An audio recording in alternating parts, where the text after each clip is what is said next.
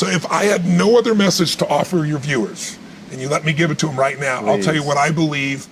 I believe our lives are controlled by one force, decisions. I certainly believe in force greater than myself, call it God if you will, grace, whatever you want to call it, the universe. But I also believe it gives us choices. And the decisions we make control us much more than the conditions we meet. It's not the conditions, it's your decisions. Decisions of what to believe, decisions what to do, decisions what to give. I say to people, think about, look back 10 years ago, 5 years ago, 15 years ago, and think of a decision you made that if you would have made a different decision, you'd have a totally different life today. Better or worse, I don't know, but totally different. Right. In your case, if you'd stayed doing what you're doing, you'd have a lot of money and still been miserable, right? And probably your great lady over here would be feeling miserable because she loves you so much, and she'd be feeling your misery, wanting to figure out what to do. But you made that decision. Right. The most important decision you can make above any on the face of the earth is deciding that no matter what happens in your life, no matter what happens, you're going to live in a beautiful state. And what the hell does that mean? It means that you're not going to suffer. It means a beautiful state is that you're going to be happy, but that's only one. Or you're going to feel creative, or you're going to be passionate, or you're going to be in awe of something, or you're going to feel love. Any state that's a beautiful state is really the core essence of who you are without fear, right? All of our suffering as human beings, and I deal with people all the time. I mentioned to you off camera, two people I coached yesterday. One's a presidential candidate, and the other one is a rap superstar, right? Both on the same day. And without naming any names, people that have everything, by your point of view, most people's point of view, they have the fame and they have the love and millions of people love them and they have great economics, financial freedom, and they have homes and they have the fashion, they have everything, they're the shit. I can't tell you how many of them are miserable. Right. The majority are miserable. I'm not bullshitting. I'm the one who gets the phone call from the vast majority. When I say miserable, they're so used to it, some of them don't even realize they're miserable, but most do. They get in a place where it's like, how do I keep this up? How do I keep outdoing myself? How do I, I built these 32 companies, how to keep all 32 going and make them all grow every single year. And that's not how life is, right? And then they worry about what will people think, what will they do? So the decision to say, I am not going to suffer, that if suffering arises, pain's one thing, suffering's another. Suffering is when you're like, I'll give you an example. A friend of mine is a very famous Indian industrialist and billionaire guy. And he just recently took a sport in India that's been around 2,000 years that almost every village child plays, and he turned it into a professional sport. No one had ever made a professional sport 2 years ago. He invested, I don't know, I'm making the number up, $20 million in it. In 2 years, the sport is so successful in India that 500 million people watched the finals. That's amazing. 2 months ago. 500 million people, right? So 500 million, that's how it is in India. And people are saying this is going to be as big as, for them, cricket is the ultimate thing, right? The biggest cricket. So his team valuation, I'm making the number up, I think it's gone to like $500 million in 2 years from, $25 million. And his team is number 2 in the whole world, right? Wow. He's got these great players. So I'm with him, and he gets a phone call. And he's just got done telling me about this great success and where it is and how proud he is and how everyone goes to the games and people are so thrilled and it's just become this movement in India and he created, he's so proud of it. And he gets this phone call, and the phone call is from his management team telling him that one of his competitors has just offered 4 times as much money as he was offering to his top 3 athletes who are the core of his whole team. And of course, they all took them, right? And he was so angry. He was like, I can't even believe this.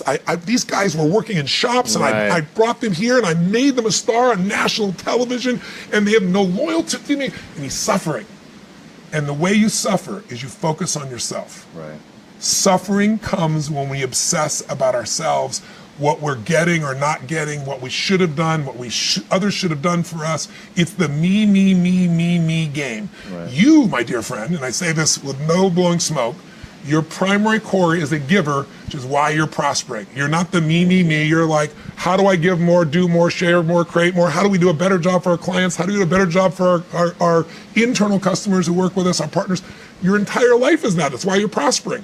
And you're not feeling suffering. But when you do suffer, and I promise you do, you correct me if I'm wrong, it'll because you're worrying about something in the future How's this going to happen? Will this come together? Suffering can be worry, it can be anger, it can be frustration. It's anything that takes you out of a beautiful state. And here's what people don't get. You can end suffering by stop focusing on yourself and focus on something you want to serve greater than yourself. Your children, your wife, your mission, your life. You can get out of it in an instant because the nature of the human mind is to constantly compare things.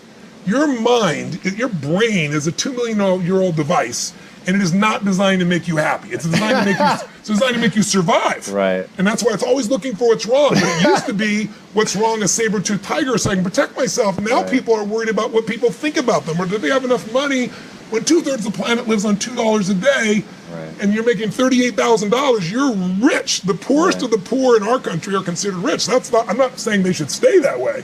Right. But you can only build on success. And so my view is, if you're watching, if you're listening to this, my goal would have you consider something. Life is short. We don't know how short it's going to be.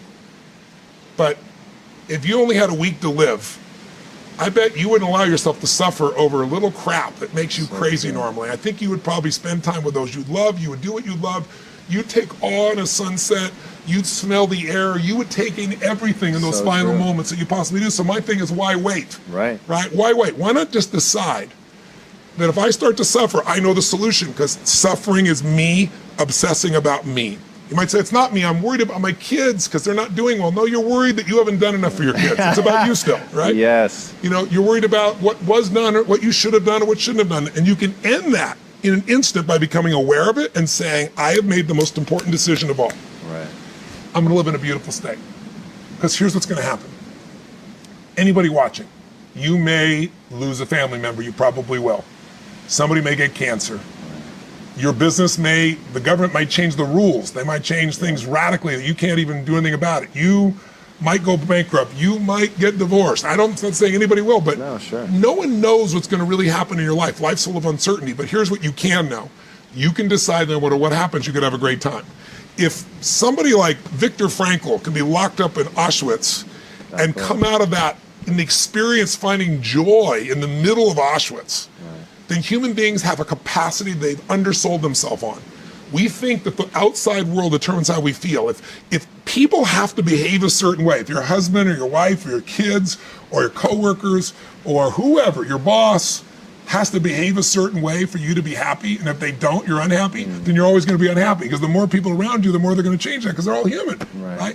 And if you have to be a certain way to be happy, you're going to violate it too. So my invitation is, as great as it is to achieve, more important to enjoy. Right. And if you can enjoy every moment in that state, when you're feeling loving and playful and passionate and curious and awe, you treat other people 100 times better than when you're feeling frustrated, pissed off, overwhelmed, worried, stressed, or feeling sorry for yourself. Right. You're going to be a better parent, you're going to be a better lover, you're going to be a better business person, you're going to have a better life. So my soliloquy is, decide.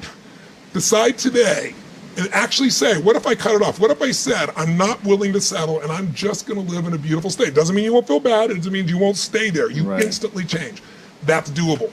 I'm on a mission to help people end suffering. Yeah, it's an amazing mission, and I love one of the things that you've said about that, which is most people have a dirt road to happiness and a highway to anxiety or fear, and you've switched it, and you've got the highway. By wiring myself. By practicing, and I mean, this goes back to your studying of neurology. There's like a real tangible usefulness to the things that you research, to the things that you do, to the way that you live. And it really pisses me off that people stop at the motivation. And the thing is, you are motivating, dude, but I get how people use that to turn you off. That's not what everything I've done. I believe in energy, I believe in inspiration, because inspired, in spirit, the opposite of that is kind of dead, right? So I believe in being inspired. But I'm a strategist at my core. And, you know, if you're inspired and you run east looking for a sunset, I don't give a damn how enthusiastic you are, how positive you are. It's not going to happen. Right. So I'm a strategist first. But I really do believe that people have got to look at their life and say, as much as I want great strategy, I need a great philosophy of my life that's going to make me fulfilled. Right. If you're fulfilled, like you said, you mentioned earlier, if you were with your friends and you guys weren't succeeding, but you're having a damn good time with this camaraderie, it's still worthwhile. And you can find a way to succeed eventually. But what the hell is success? It's hitting an expectation. And I always tell people, man, trade your expectations for appreciation, and it's a whole new world instantly. Yeah. If you can appreciate this moment, if you can't find ecstasy in this moment, in a conversation with a friend, and looking in your wife's eyes, being with your children, going on a run, if you can't find ecstasy now, I'm here to tell you, more money, more people, more love, more business, more anything is not going to give you more ecstasy. Right. If you can't do it here now, you're not going to do it there when you got more. So why not do it now and have a rich life right now? I tell people, money, that's one thing. Like having financial abundance, there's skills. That's a science. But wealth, it's a decision. It's like you can be wealthy right now. I live in Fiji a good portion of the time. There are these villagers there. They're the richest people I know. They're happy, they laugh, they love. They don't give a damn about the economics. Other people say they're poor. When I first went there, I was trying to do things for them. I'm like, what are you talking about? I'm so happy. Wealthy people come over from the United States and they go travel around and try to figure out what to do, and they're going to spend 9 years to do this and this and this so they can finally sit down and be happy. And the Fijian guy goes, why don't you sit on the beach right now, dude, and experience it? Why spend the 9 years? Why not have it now? That's my invitation. Why not have it now? I like that. Tony, I want to be respectful of your time. My friend, thank you. This was absolutely incredible. You're a great man. Thank you, my friend. I appreciate that coming from you, and I definitely feel the same.